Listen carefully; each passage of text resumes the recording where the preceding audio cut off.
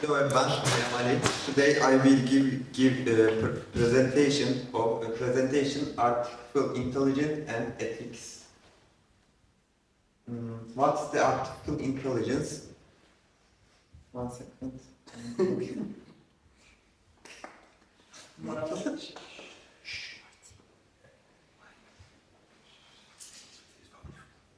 What's the artificial intelligence? Artificial intelligence refers to computer systems that mimic human-like intelligence. It appears in everyday life through applications like a smart assistant and recommendation systems.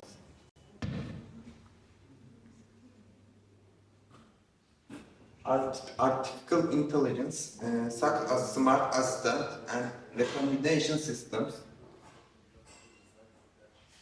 examples from everyday life.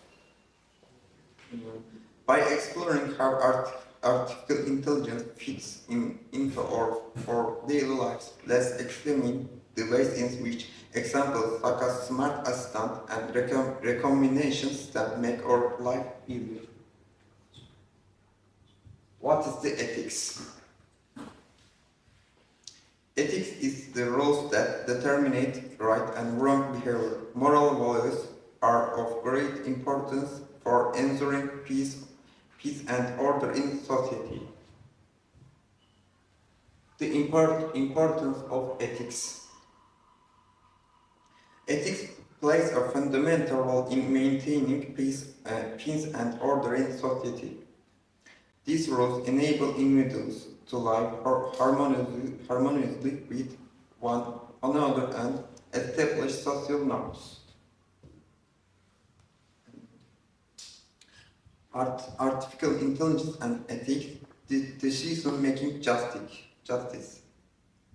Artificial intelligence should be designed to ensure fairness in the decision-making process. Fair systems are important for minimizing bias and providing equal opportunities for everyone.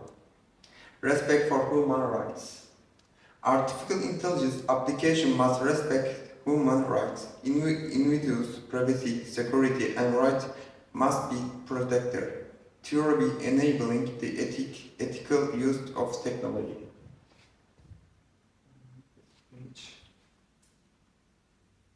Privacy and data security. Artificial intelligence system must be protected privacy when making decisions using personal data. Otherwise, individual privacy may be compromised. This situation leads to trust issues. Responsibility and accountability in artificial intelligence applications. Accountability is of critical importance. When wrong decisions are made, there must be authority to stand behind decisions. Otherwise, ethical issues arise.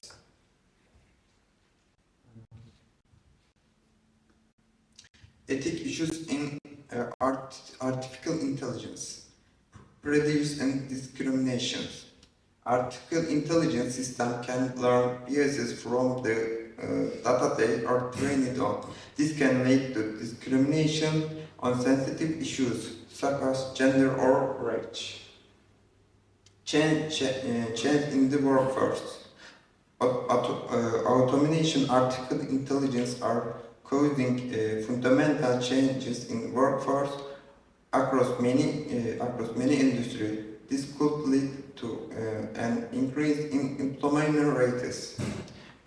Privacy violation. Artificial intelligence application might cause privacy violations when collecting individuals' personal data.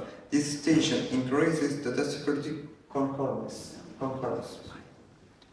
Autonomous system. There is uncertainty regarding responsibility in the decision-making processes of automation systems, in which station responsibility lies the womb is an ethic issue.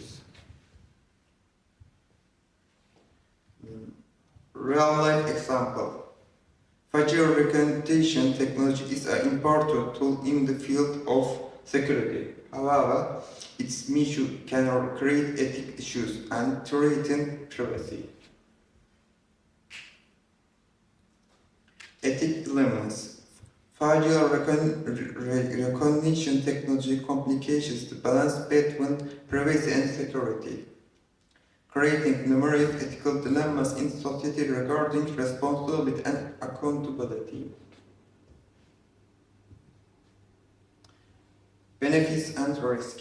Benefits. Artificial intelligence accelerates business progresses by increasing efficiency, offers innovation in healthcare, and improves quality of life. This technology makes human life easier and provides significant contributions.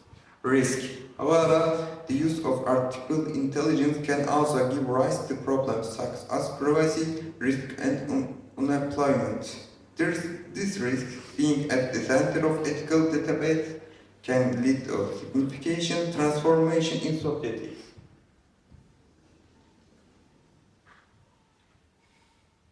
While artificial intelligence has remarkable potential to improve quality of life, its dangers of incorrect decisions, making raise ethical questions.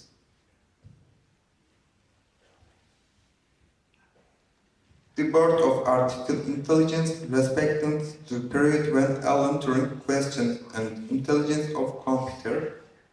The onset of ethical debate has raised important questions about the societal impacts of artificial intelligence.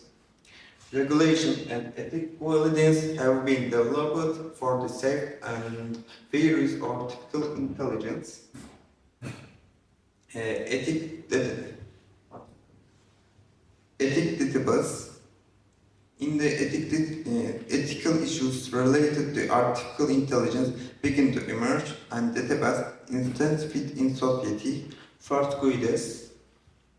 The first ethical guidelines of policies begin to be developed, establishing a standard for artificial intelligence applications. Public awareness of artificial intelligence and ethical issues has increased, which has influenced the direction of scientific research. Today, the process of creating effective regulations of establishing ethical guidelines for artificial intelligence application has gained momentum. Regulations. Government and organizations have begun developing laws and standards for the responsible use of artificial intelligence. Ethics guides. Many organizations have established guiding principles to ensure compliance with ethical standards for artificial intelligence. Thinking guide. Critical questions. It is important to reflect on the nature of artificial intelligence. Artificial intelligence application and ask questions. This helps us understand the impact of emerging technologies on society, shape or future decisions. Questions technology. Questioning technology is a critical process and prioritizes ethical values. This approach helps us make conscious choices when evaluating the role of artificial intelligence in human life. Human rights. Prioritizing human rights is critical of ensuring the ethical development of technology. This approach embraces that everyone has equal rights and that these rights must be protected. Responsible use. Responsible technology use involves taking steps that benefit individuals and societies. This requires careful and ethical use of artificial intelligence, taking into account its social impacts. Questions and decisions.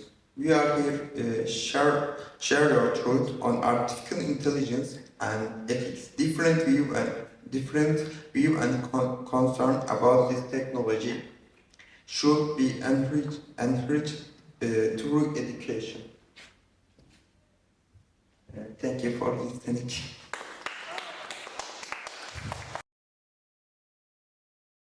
Hello everyone, today I talk about loneliness and how affected our lives in loneliness. Everybody feels lonely from time to time, when we have no one that sits next at lunch, when we move to a new city, or when nobody has time for us at the weekends. But over the last few decades, the occasional feeling has become chronic for millions. In the United Kingdom, 60% of the 18 to 34 years old say they often feel lonely. In the United States, 46% people of the entire population feel loneliness regularly. We are living in the most connected time in human history, and yet an unprecedented number of us feel isolated. Being lonely and being alone are not the same thing actually. You can be filled by bliss by yourself and hate every second surrounded by friends. Loneliness is a purely subjective, individual experience. If you feel lonely, you are lonely. A common stereotype is that loneliness only happens to people who don't know how to talk to people or how to be around others. But population-based studies have shown that social skills make practically no difference for adults when it comes to social connections. Loneliness can affect everybody: money, fame, power, beauty, social skills, a great personality. Nothing can protect you against loneliness, because loneliness is part of your biology. Loneliness is a bodily function, like hunger. Hunger makes you pay attention to your physical needs. Your belly cares about your social needs actually. Loneliness makes you pay attention to your social needs. Because millions of years ago, it was a great indicator of how likely you were to survive. Natural selection rewarded our ancestors for collaboration and for forming connections with each other.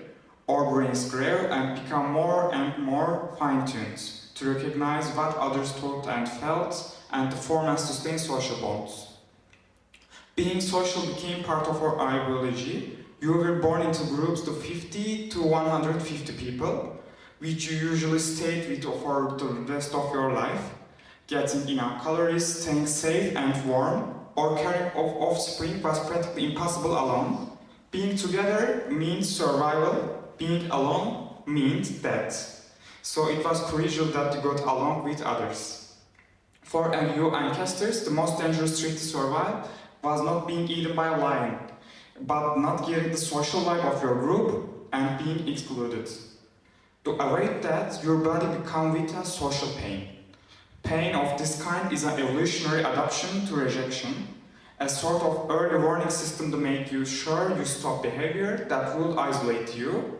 Your ancestors who experienced rejection was more painful, were more likely to change their behavior when they got rejected, and thus stayed in the tribe, while those who did not kick it out, and most likely died. That's why rejection hurts, and even more so, why loneliness is so painful. The mechanism for keeping us connected worked great for most of our history, until humans begin building a new world for themselves. The loneliness epidemic we see today really only started in the late Renaissance. Western culture began to focus on the individual. Intellectuals moved away from the collectivism of the Middle Age, while the young Protestant theology stressed individual responsibility. This trend accelerated during the Industrial Revolution too. People left their villages and fields to enter factories. Communities that had existed for hundreds of years began to dissolve. While cities grew, as our world rapidly became modern, this trend sped up more and more. Today, we move vast distances for new jobs, love, and education, and leave our social net behind. We meet fewer people in person, and we meet them less often than in the past. In the United States, the mean number of close friends dropped from 3 in 1985 to 2 in 2011. Most people stumble into chronic loneliness by accident. You reach adulthood and become busy with work, university, romance, kids, and Netflix. There's just not enough time. The most convenient and easy thing to sacrifice is time with friends. Until you wake up one day and you realize that you feel isolated. That you yearn for close relationships, but it's hard to find close relationships as adults, and so loneliness can become chronic. While humans feel pretty great about things like iPhones and spaceships, but our bodies and minds are fundamentally the same they were 50,000 years ago. We are still biologically fine-tuned to being with each other. Large-scale studies have shown that stress that comes from chronic loneliness is among the most unhealthy things we can experience as humans. It makes you age quicker, it makes cancer deadlier, Alzheimer's advance faster, your immune system weaker. Loneliness is twice as deadly as obesity and as deadly as smoking a pack of cigarettes a day. The most dangerous thing about is that once it becomes chronic, it can become self-sustaining, physical and social pain use, common mechanism in your brain, but feel like a threat, and so social pain leads to immediate and defensive behavior. When it inflicted you, when loneliness becomes chronic, your brain goes into the self-preservation mode, but that's not all. Some studies found that when you are lonely, your brain is much more receptive and alert to social signals. While at the same time it gets worked at interpreting them correctly, you pay more attention to others, but you understand them less.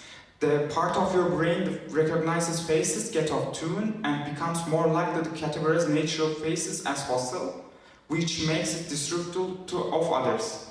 Loneliness makes you assume the worst about others' intentions towards you because of the perceived hostile world. You can become more self-centered to protect yourself, which can make you appear more cold, unfriendly, and socially awkward than you really are. If loneliness has become a strong presence in your life, the first thing you can do is try to recognize this vicious cycle you may be trapped in. It usually goes something like this. An initial feeling of isolation leads to feelings of tension and sadness, which makes you focus your attention selectively on negative interaction with others. This makes your thoughts about yourself and others more negative, which then changes behavior. You begin to avoid social interaction, which leads to more feelings of isolation. This cycle becomes more severe and harder to escape each time. Loneliness makes you sit far away from others in the class.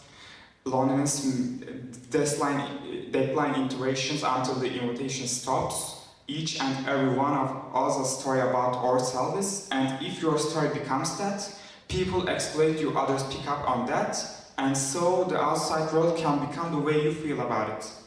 This is often a slow, creeping process that takes years and can end in depression, and a mental state that you can provide connections even you yearn for them. The first thing you can do escape is to accept that loneliness is totally normal feeling, and nothing to be ashamed of. Literally everybody feels lonely at the same point in their life. It's a universal human experience you can't eliminate or ignore, a feeling until it goes away magically, but you can accept that.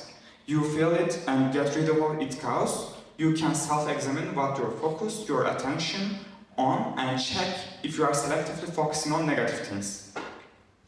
Was this interaction with a college really negative? Or was it really mutual or even positive? What was the actual content of the interaction? What did the other person say? Did they say something bad, or did you add extra meaning to their words? Maybe another person was not really reacting negatively, but just short on time. Then there are your thoughts about the world. Are you assuming the worst about others' intentions? Do you enter a social situation and have already decided how it will go? Do you assume others don't want you around? Are you trying to avoid being hurt and not risking opening up? And if so, can you try to give others the benefits of the doubt? Can you just assume that they're not against you? Can you risk being open and vulnerable again? And lastly, your behavior. Are you avoiding opportunities to be around others? Are you looking for opportunities to decline into invitations? Or are you pushing away others preemptively to protect yourself? Are you acting as if you are being attacked? Are you really looking for new connections? Or have you become complacent with your situation? Of course, every person in each situation is unique and different, and just in introspection alone might not be enough. If you feel unable to solve your situation alone by yourself, please try to reach out and get professional help. It's not a sign of weakness, but of courage. However, we look at the loneliness as a purely individual problem that needs solving to create happiness, or as a public health crisis. It is something that deserves more attention. Actually, humans have built an amazing world, not short of amazing, and yet not of the shiny things we have made is able to satisfy or substitute our fundamental and biological need for connection.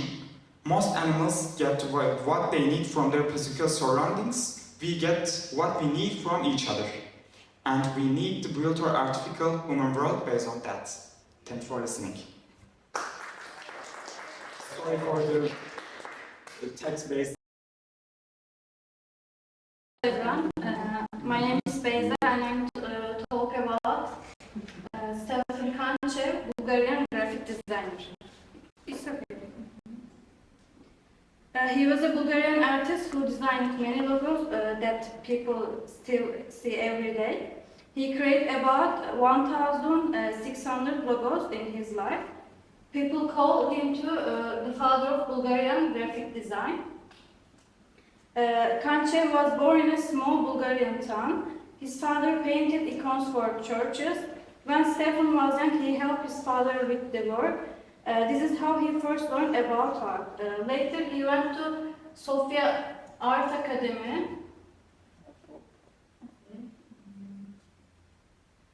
He went to Sofia Art Academy and studied there for 5 years. Here are some of the most famous works: Bulgarian television, Bulgarian national television, petrol logos and different alternatives. National Opera Sofia and International Fair, Plovdiv.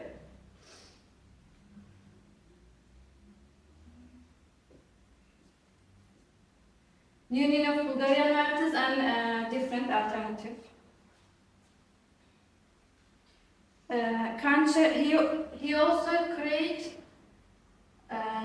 postage stamp, book cover posters, greeting cards and product package ürün tasarımları, coins. The coins 2 leva, yes, 1981. He designed the world's first chess postage stamp. Magazine cover and others. Why? Posters design. You can review it.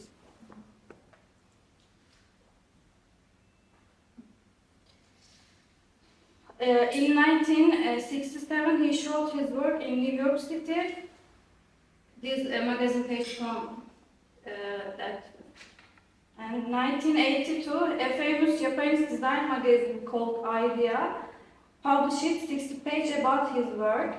And also experts said he was one of the 10 best logo designers in the world. He was on the same list as Paul Rank, IBM logo designer, famous designer, and Saul Bass, famous American designer, poster designer.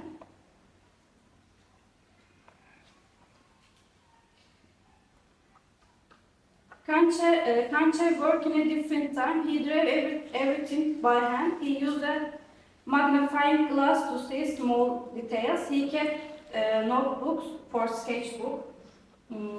Also, he is inspired by Bulgarian folk art and traditional.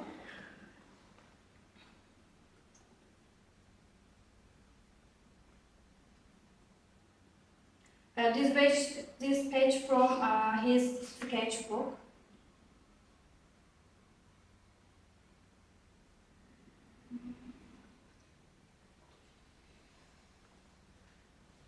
Kancher received many awards in his life. The Bulgarian government gave him important medals. In 1971, they named him national artist.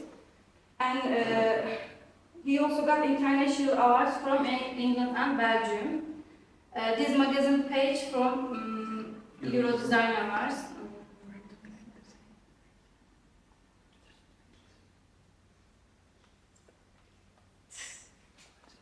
Stephen Kancher died in 2001 at age 86, but his work is still alive. When you walk in Bulgarian cities today, you can see his logos everywhere, on television, on buildings, on products.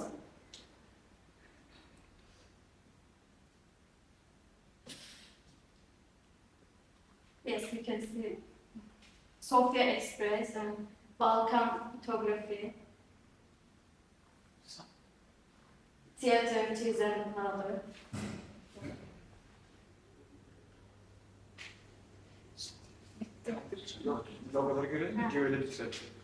Thanks. I am going to talk about whose story is very much important to me and also for classical and modern mythology. Medusa.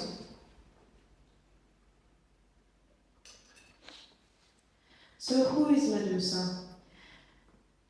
Back then in classical mythology, she was called as a monster, but nowadays, because of the feminist point of view, in modern mythology and literature, she is called the victim. So what is her story? According to the earlier mythological traditions, Medusa was one of the three Gorgon sisters and the only mortal among them. Her family, the sea deities, outcasted her away because she wasn't immortal like them. And when she was born, she was a really beautiful young woman who everyone admired her. Growing as a beautiful mortal girl, Medusa dedicated her life serving as the priestess of Athena, and she swore her chastity to this goddess. In many retellings of her story, we see that she is very much attached to Athena, and she prays all the time for the goddess of wisdom and warfare.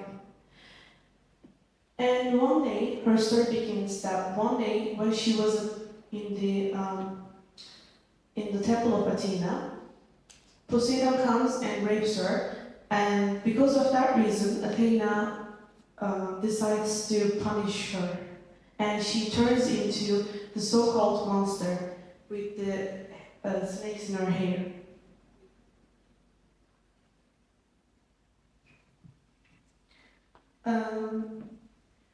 Later, because she was feared so much and called as a monster, Perseus is sent to kill and behead Medusa. That is the reason why God shielded Perseus and gave her a shield and sword to kill Medusa.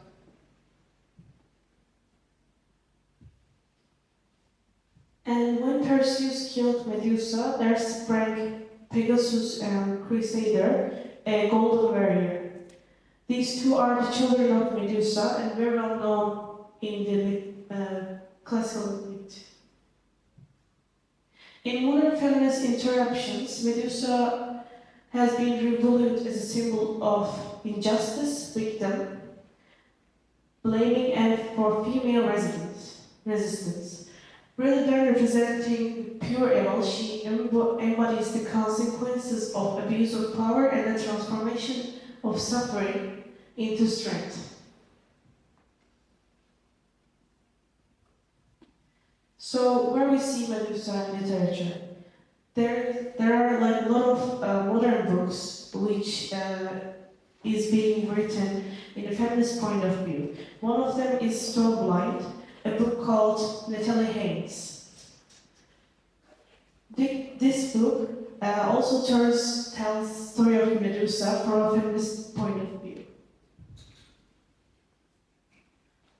The other ones are called, again, Medusa Rosy Helvet, which is, again, tells the story of Medusa from her point of view, and she tells her story.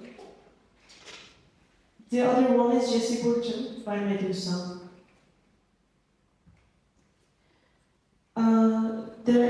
It doesn't only finish with books, but also there are written poems about Medusa. One of them is Carol Ann Duffy.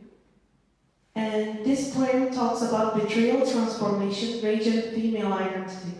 A suspicion, a doubt, a jealousy grew in my mind, which turned the hairs on my head into filthy snakes, as though my thoughts hissed and spat on my scalp. And these lines are in classical myth, which tells the story of Medusa. We also see Medusa in art. There are a couple of paintings and sculptures made to show Medusa.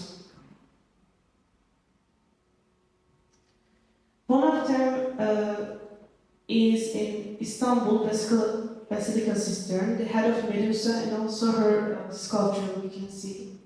And another example is the Temple of Artemis, Corfu.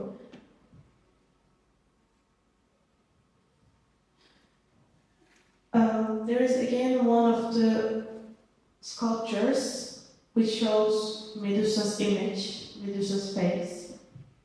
And also another one, famous sculpture, Perseus holding the head of Medusa.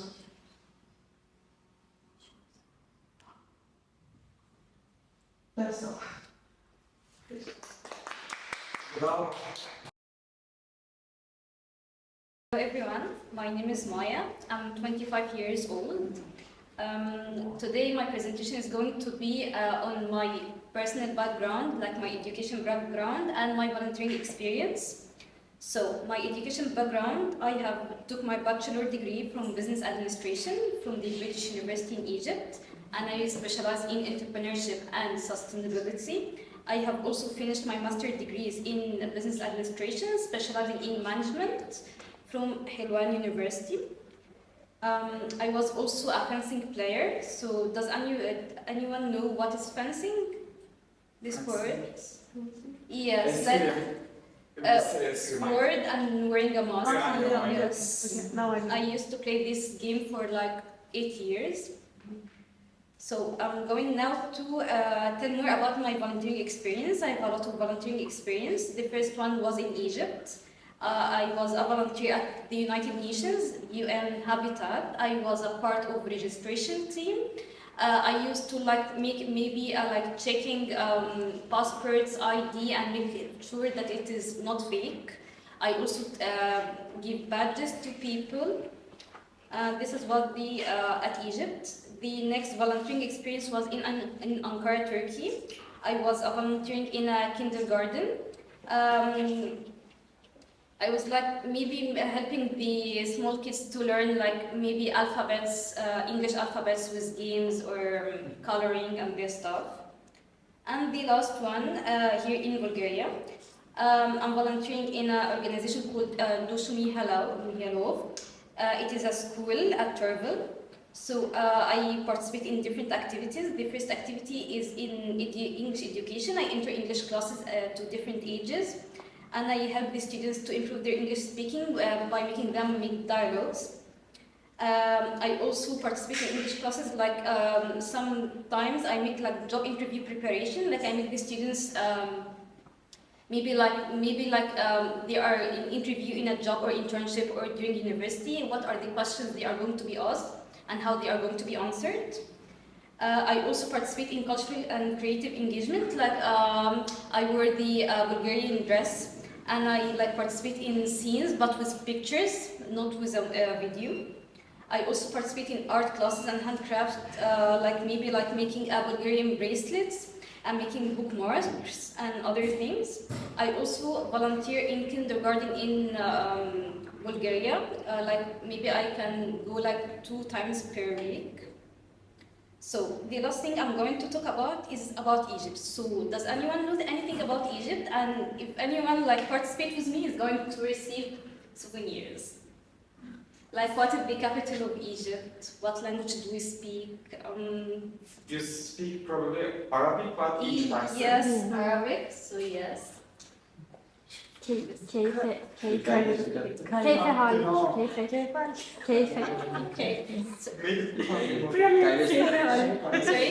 Cairo is the capital. Cairo is the capital. Yes. Alexander İskenderiye. İskenderiye. Pyramids falan mı? Pyramids, yes. Pyramids. No. Ben niye alamıyorum? I don't know, you have to try. Wow. So does anyone know anything else about Egypt? Yeah, Mohammed Salah. Cairo. Mohammed Salah. Mohammed Do you want to receive this? I already have. Okay, yeah. You already have? Alexander For you. Alexander Library? Yes. Tutankhamun. Wow. Where it all begins. And this is free?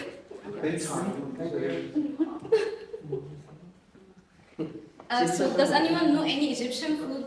Maybe? Falakal. Yes. No, this is.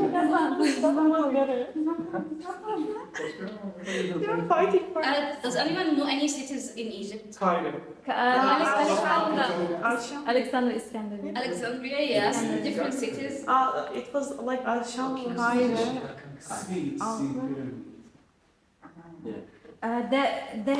That city. I heard about that city. What? İşte oraya The Nile River. kanka bu Sonuç kaybedemezsin Müzik ya. yapmak. Çok So does anyone know any Arabic word? keyfe hali. Mesela. They are not good words. Salam. Yes. In Turkey, You salam. already have. So I'm finished with my presentation. Thank you so much for listening. It was very interesting, and thank you to all for your presentation. I learned many new things, even for Bulgarian famous designer. This was new information for me, and all topics was really great, and I'm very excited that I shared this time with you. And to all of you, success with your new travels and new people you will meet, and enjoy life.